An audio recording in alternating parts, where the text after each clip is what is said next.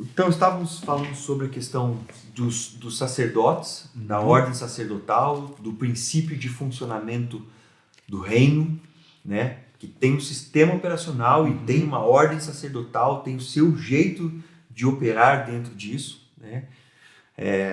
Você falou sobre a questão do sacerdócio, do sacerdote ser aquele que entendeu, que já se entregou, que entendeu que foi comprado, porque não tem mais como viver para si mesmo. Isso. Numa certa dimensão, a vida espiritual ela pode ser vivida fazendo o que você quer, vivendo bem por baixo mesmo, né? Nivelada por baixo, né?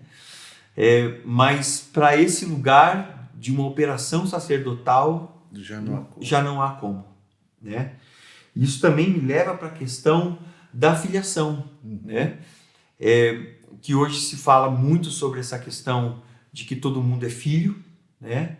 Se canta muito porque somos filhos, e isso é uma mensagem bonita para as multidões. Demais. Demais. Ainda que todos sejamos ovelhas, em primeira instância somos ovelhas do rebanho do Senhor, né? E somos filhos dele, assim, num nível, né? Como ovelhas mesmo, somos todos filhos, mas as Escrituras falam de um tipo de uma filiação que ela exige um comportamento, né? Que ela é alcançada por um comportamento.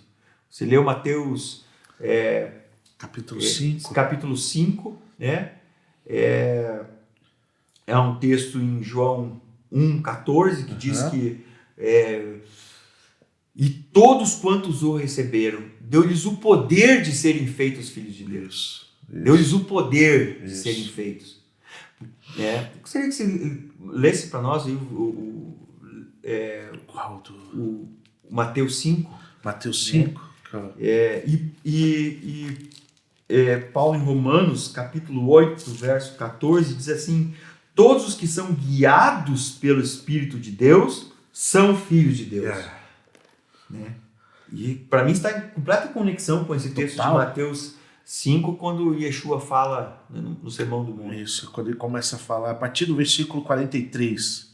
Ouviste o que foi dito, amarás o teu próximo e odiarás o teu inimigo. Eu, porém, vos digo, amai os vossos inimigos, bendizei os que vos maldizem, fazei bem os que vos odeiam, e orai pelos que vos maltratam e vos perseguem, para que sejais filhos do vosso Pai que estás nos céus. Para quê?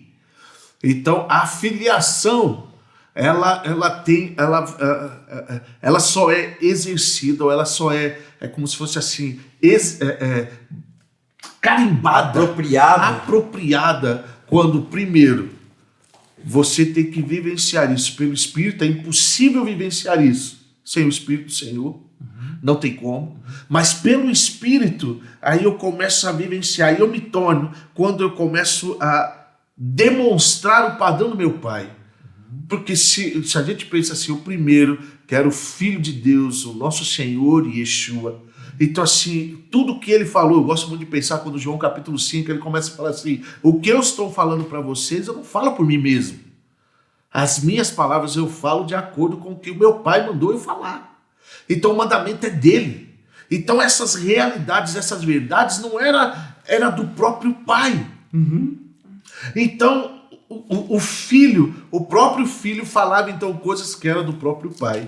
Então se ele fala assim, para nós nos tornarmos semelhantes, para nós nos tornarmos filhos de Deus, há um comportamento, há uma maneira, há um modo de ser. Há uma maneira, desde quando isso me faz lembrar também, assim quando Moisés sobe no monte e vê todo aquele modelo, ele vê o tabernáculo do céu e o Senhor fala para ele assim, constrói segundo o modelo. Então há um modelo estabelecido, o modelo é o seu filho, Yeshua. Por isso que a confusão, como nós estávamos falando, que assim, muitos começam a colocar desculpa, mas Cristo, ele era Deus, né? Então assim, abandona o 100% também homem, porque ele era 100% Deus e 100% homem. Então abandona essa ideia e dão desculpa da sua natureza ainda continuar e não ter a natureza de Cristo. Porque o aspecto de não ter a natureza de Cristo, eu me apoio na natureza caída. Então, ou seja, eu dou desculpa para que eu continue fazendo as coisas que eu quero fazer. Que é o que João combate na sua primeira carta. Total. Né? Dizendo que o espírito que não confessa que Yeshua veio como carne, esse é o espírito do anticristo. Total. Quer dizer, ele não pode me mudar, porque se ele não veio em carne, eu posso continuar, que era o gnosticismo. Isso. Né? Ele não veio, ele era só um espírito. Isso. Então, quer dizer, ele não é capaz de me mudar física, eu uma pessoa física, né? Ele não é capaz de me mudar porque ele não veio como homem. Perfeito. Ele veio só como um espírito. Né? Então esse é o espírito do anticristo, Total. que nega que Yeshua se fez carne. Total. E isso é tão doido, amigo, porque eu gosto muito de pensar nisso, de pensar em Hebreus, porque Hebreus fala para nós um aspecto muito, muito, muito louco, falando do nosso Senhor, só para a gente combater esse aspecto da desculpa que hoje se vive, vamos dizer assim, que hoje se fala muito, vamos dizer assim, de não ter a natureza de Cristo dentro para que possamos ser filhos, para que a gente não tenha um espírito, porque assim, se eu continuo andando de acordo com a minha natureza, segundo Romanos capítulo 8, versículo 7, fala que eu não consigo agradar a Deus. Então, se eu não consigo agradar a Deus andando de acordo com a minha natureza, eu continuo dando desculpa e com esse pensamento do anticristo, com esse pensamento diabólico, achando que falando que ele veio somente no espírito, ele poderia fazer, eu não consigo, eu abandono o texto quando Hebreus 2, versículo 18, fala algo assim, ó, porque naquilo que ele mesmo, sendo tentado, padeceu, pode socorrer os que são tentados. Então eu imagino, eu começo a parar para pensar, se Yeshua foi tentado como um homem, ele foi tentado como um homem. E se foi tentado é porque era possível cair? Era possível cair. Ele foi tentado. Aí um outro texto, só para a gente elucidar e completar esse pensamento, que começa a falar no capítulo 4, versículo 14 de Hebreus, fala assim, visto que temos um grande sumo sacerdote, Jesus, Yeshua, Filho de Deus, que penetrou nos céus, retenhamos firmemente a nossa confissão, porque não temos um sumo sacerdote que não possa compadecer-se das nossas fraquezas, porém um que, como nós, em tudo foi tentado, mas sem pecado. Uau! Quer dizer que é possível alcançar isso, porque se ele alcançou, e ele está nos dando o poder de alcançarmos. Isso. Segundo João 1,14, deu-lhes o poder de serem feitos filhos de Deus. Porque é nessa realidade. Então assim, ele foi tentado, mas ele não pecou. Então assim, se nós formos até ele, nós vamos abandonar essa natureza caída e nós vamos receber na natureza dele. Recebendo na natureza dele é o texto que você falou, de João 1,12. Ele deu o direito de serem filhos, de se tornarem filho de Deus, que creem no seu nome, que tem ele, porque a gente começou a colocar nomenclaturas que diminuem esse aspecto. Então, assim, se todos és filhos, como fala Gálatas capítulo 4, porque olha que interessante. Está aberto aqui. Está aberto aí? Então lê aí. Era que eu ia ler. O que estou dizendo é, enquanto o herdeiro for menor, ele não é diferente de um escravo, ainda que seja o proprietário legal de tudo.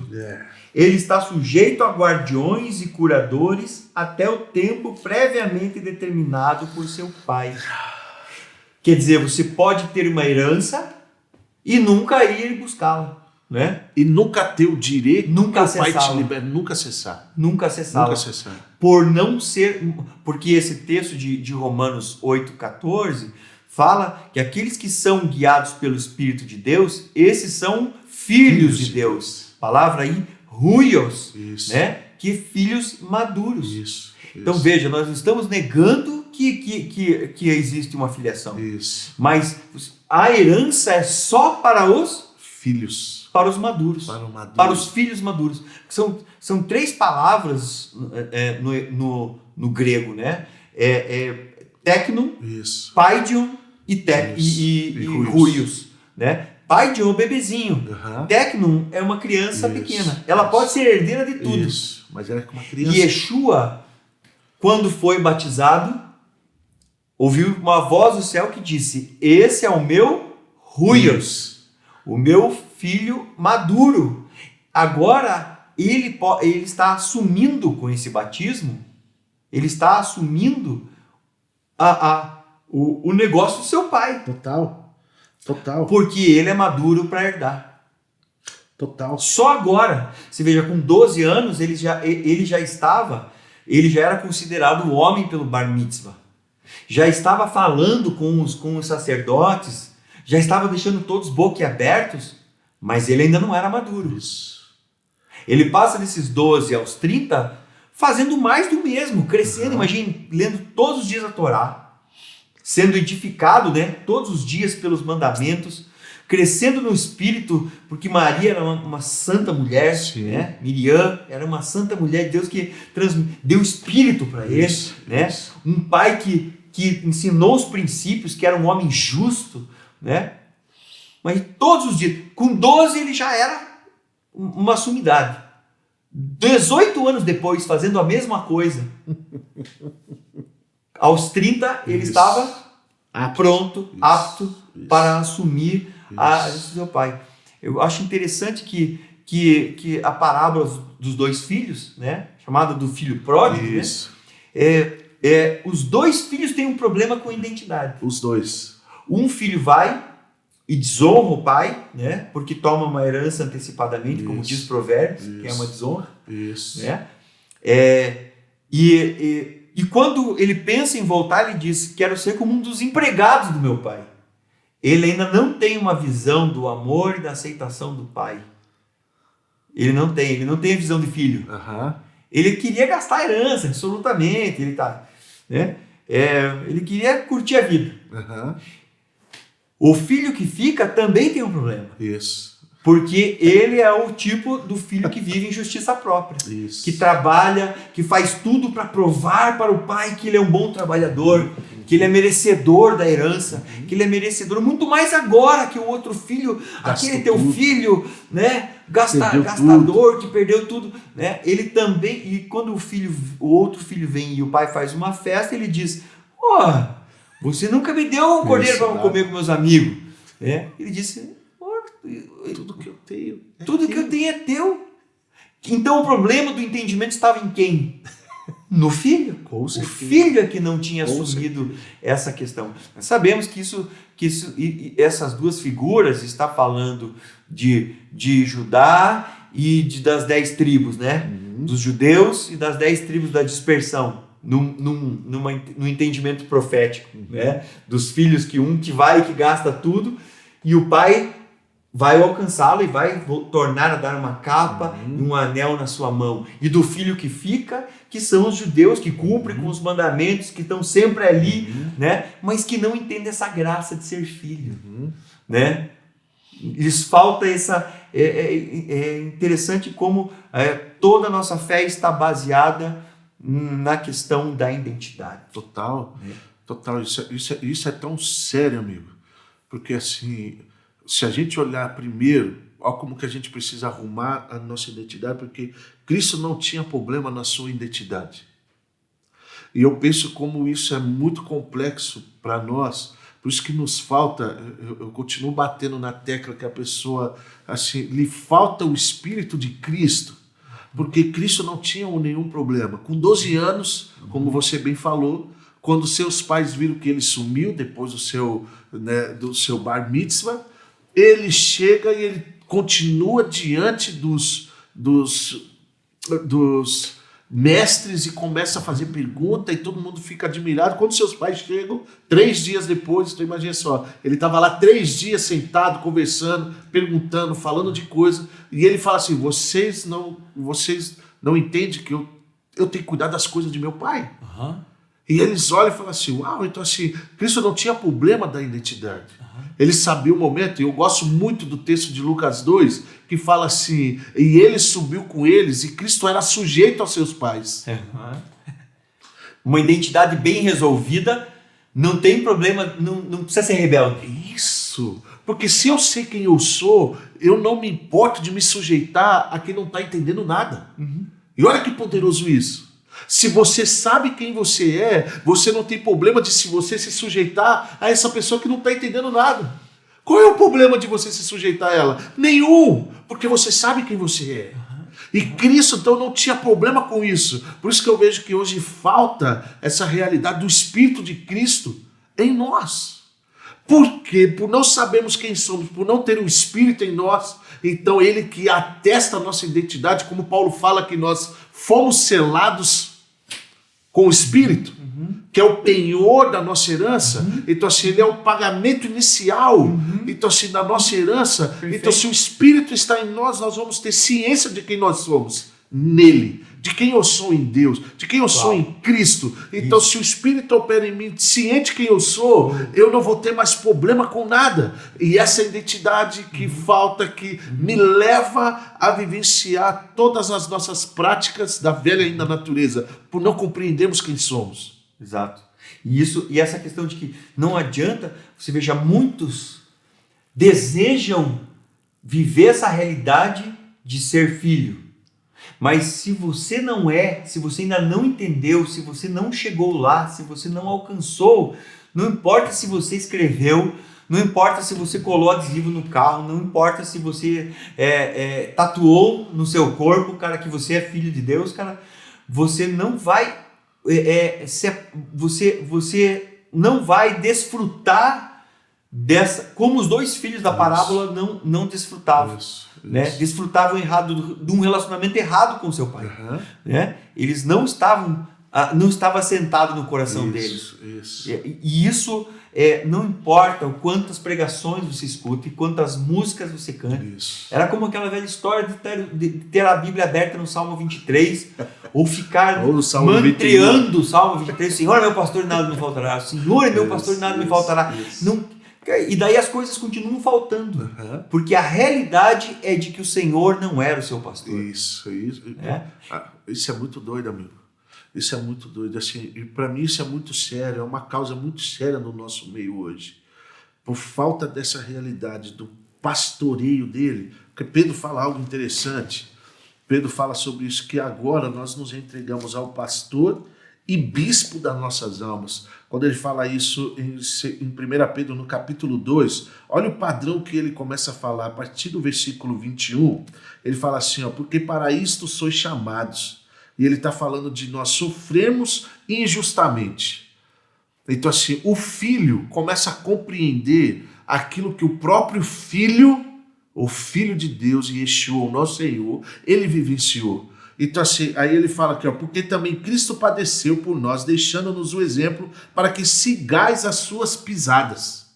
Então há uma pisada, se eu quero me tornar, se eu tenho que me tornar como filho, eu tenho que seguir a pisada do filho, para me tornar filho, do nosso irmão mais velho, de Yeshua, eu tenho que seguir a pisada. Ele sofreu injustamente. Então para mim é um aspecto muito importante, porque por não entendermos a nossa filiação, por não entendermos a nossa identidade nele, nós não conseguimos sofrer injustamente.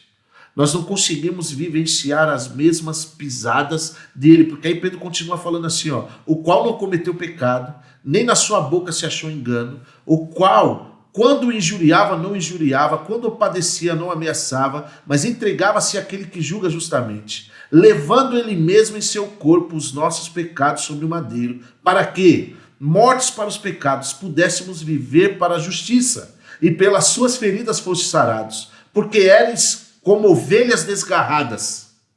Uau. Mas agora tendes voltado ao pastor e bispo das vossas almas.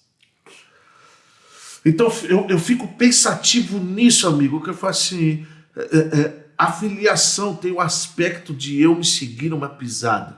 Pedro também fala rapidamente aqui, 1 Pedro, no capítulo 2, ele fala isso também, ele fala assim, aquele que diz que está nele, 1 João capítulo 2, versículo 6, aquele que diz que está nele também deve andar como ele andou.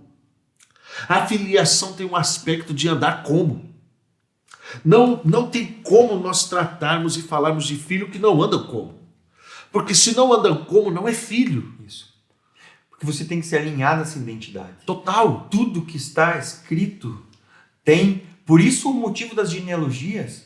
Fulano nasceu de fulano. Abraão gerou a Isaac. Esse era o da mesma natureza. Na genealogia do Mashiach, é Isaac, não Ismael. Uhum. Então, Abraão gerou Isaac da Isso. mesma natureza. Né? É a sequência. Isso. E Jaque gerou a Jacó Isso. da mesma Isso. natureza. Isso. E assim, Isso. que vai seguindo uma linhagem. Tudo para chegar no Mashiach, para ter tem um DNA que está sendo seguido dentro disso. Isso. Que é a ideia de família do nosso Pai. Isso. Né? Porque o Senhor deseja uma família de muitos filhos à semelhança de Yeshua, da semelhança do seu filho. Isso. Né? Isso. De muitos filhos à semelhança do seu filho. Isso. Até eu estou escrevendo aqui agora. Né? Porque são filhos, é uma família, esse é o produto final. Você quer saber o que vai acontecer, o que é o pensamento último do nosso Pai, né? Nesse sentido, é essa construção, uma família de muitos filhos, à semelhança. Por isso aquilo que nós falamos antes, de um discipulado, você tem que, essas coisas não são assim, nós vamos pregar para as multidões, cara, tipo, é pessoa a pessoa. Isso. É a vida na prática. Isso. Não é encantador ver pregações bonitas, muitas músicas bonitas, mas isso tudo é muito abstrato. A pessoa se sentir bem num culto, né, e não ter a sua vida trocada, né? E a vida trocada, a vida diária é onde se demonstra. É a concretez da vida do hebreu que tinha do hebraico, né? E aí nós temos também, abrindo um parênteses desse problema, né? Das traduções, das interpretações, porque o hebraico sempre é concreto, né? O grego nos traz toda essa abstração. No hebraico, as traduções nos dizem: o Senhor é meu pastor e nada me faltará. Isso. No original, né, Yahvé, Roei, né, o Senhor, Yahvé, meu pastor, lo ersar, não faltará. Ele não faltará. Isso. Se ele é o meu pastor, ele não vai faltar, porque Davi sabia o que era ser um pastor todo dia na vida das ovelhas. Ele não tinha tipo assim, um dia eu não posso estar, deixe elas lá no campo. Não tem isso, mano. Todo dia é dia de ser pastor na vida das ovelhas. Sim. Todo dia ele é Senhor para aquelas que são suas ovelhas. Todo dia tem que passar remédio, leva para os pastos verdejantes, tem que dar água, tem que levantar aquela que se virou e que está com as perninhas para o ar, que não consegue se desvirar. Tem uma vida diária disso. Ele entende que o Senhor não faltará. Isso. Porque Davi não podia faltar. Isso. E se ele ficasse doente, alguém tinha que estar no lugar dele. Mas as ovelhas não ficavam sem pastor. Isso. Quando as ovelhas ficaram sem pastor na história, tipo o livro de Juízes, voltamos, né? Faltou o líder, né? Aí, de tempos em tempos, se levantava alguém depois que tudo já estava arrebentado. Era clamor e um juiz. O clamor e um juiz. Né? E voltava tudo certo depois que o juiz morria, né? Quer dizer, então começa a tomar um novo formato, né? Depois, quando se começam a levantar Samuel, né? Um juiz e um profeta, que começa aí a estabelecer um novo sacerdócio, há um crescer nesse entendimento, até que surge o rei sacerdote, né, que aponta, né, que é Davi, que aponta para Yeshua, né, mas tem todo um crescendo sempre um crescendo, achar que você entrou pela fé, e no primeiro dia diz, você é filho, tá porque você é filho, aí eu acabei com a tua vida, mano. Total. Porque essa é uma realidade que você vai experimentar lá na frente, fruto de muita experiência. Fruto de experiências com o seu Pai Celestial. Porque até então você vai ainda precisar de um emprego novo, você precisa que entre dinheiro na conta para pagar os boletos, você precisa que cure tua enfermidade, você precisa de muitas coisas que são as suas necessidades básicas de ovelha. Até você entender o seu sacerdócio, que você é um discípulo, que tem uma filiação em Deus, cara, é um caminhar. Total. É um caminhar. E isso é tão doido, amigo, quando você falou do texto de Mateus 23. O Senhor é meu pastor e o Senhor meu pastor não faltará. Então, ele não faltará. Então eu fiquei pensativo que Yeshua, quando fala em Mateus 6, no versículo 25, ele fala assim, ó: por isso vos digo, não andeis ansiosos quanto à vossa vida, pelo que haveis de comer ou pelo que haveis de beber, nem quanto ao vosso corpo, pelo que haveis de vestir. Não é a vida mais do que o mantimento e o corpo mais do que o vestuário? Aí depois ele chega no versículo 31. Então assim, não andeis ansiosos. Aí no versículo 31, não andeis, pois, inquietos, dizendo o que comeremos, o que beberemos, ou o que nos vestiremos, porque todas estas coisas os gentios procuram.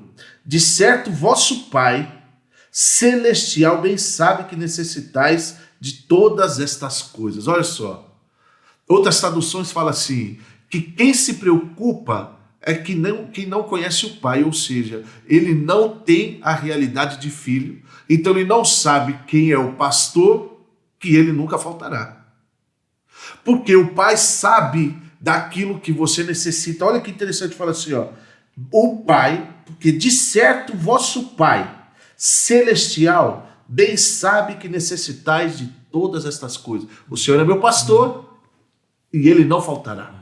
Ele sabe do que eu necessito. Ele sabe do que a ovelha necessita. Então eu não tenho como filiação, como me tornando um filho, eu vou vivenciando certos aspectos assim, totalmente sem isso que o mundo hoje se preocupa. Se eu estou me tornando filho, eu vou viver uma vida sem ansiedade e sem inquietação. Porque eu sei que meu Pai, ele não faltará.